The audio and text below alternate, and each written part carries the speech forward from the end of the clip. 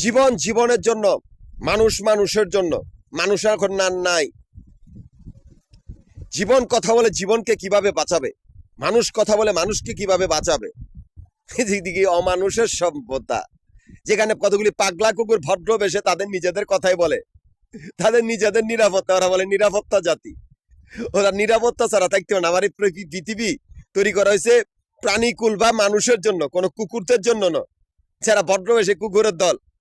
আমার এই পৃথিবীতে বাঘ ভাল্লুকের যেমন অধিকার আছে, তেমনি জঙ্গলিগুলোরও অধিকার আছে, রাস্তার পাগলগুলোরও সেভাবে অধিকার আছে।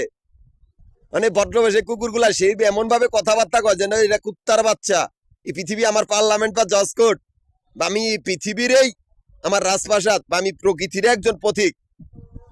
আমার এই রাস্তাঘাটের ভিতরে অসংখ্য অবঞ্চিত লোকগুলা শুয়ে থাকে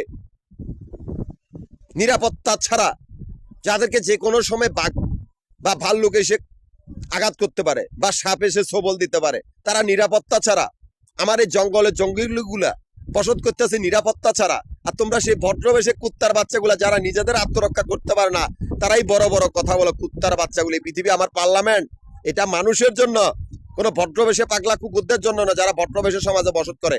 অভদ্র কথা কবে, অমানুষের মতো কথা বলে। ব্যবহার এমন ভাবে হইতে হবে যেটা মানুষের মতো। মানুষ মানুষের কথাই বলে। এই পৃথিবী সবার জন্য।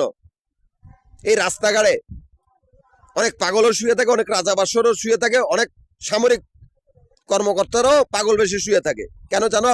তোমাদের ভদ্রবেশে কুকুরগুলাকে ধরার জন্য। কিচ্ছু করার নাই।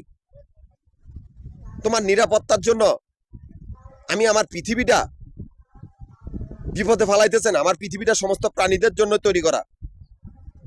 কিন্তু মানুষ, সেই মানুষটাই উত্তম, যে তাকে যতক্ষণ একটা সাপ সবল না দিবে ততক্ষণ সেই সাপটাকে সে মারে না। সেই মানুষটাই উত্তম। কিন্তু সেই মানুষগুলো আর নাই। তোমরাই সেই মানব জাতি, যারা নিজেদের আত্মরক্ষার জন্য আমার প্রাণীগুলাকে অকারণে হত্যা করো। তোমরা কুকুর, তাই তোমাদের ব্যবহার কুকুরের মতোই।